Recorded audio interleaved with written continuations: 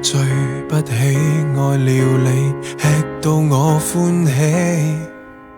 有了你犧牲我習慣，免惹你生氣。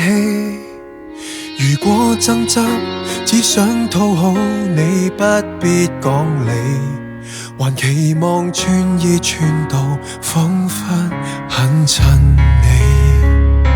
像你所講，隨時要聽候。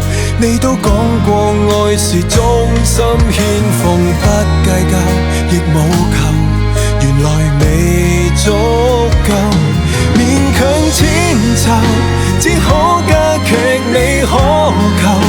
依足你任何吩咐，更無權去攔住你拖手。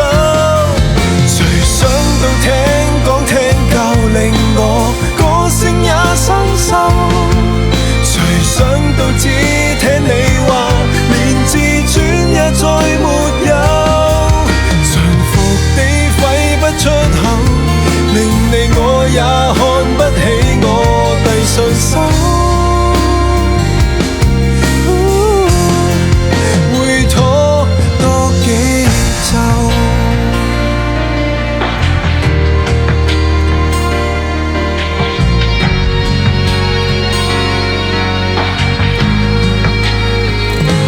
像你所講難捱也接受，你都講過愛是堅忍退讓，將妥協換自由，原來未足夠。我的溫柔根本不是你所求，依足你任何吩咐，更無權去攔住你拖走。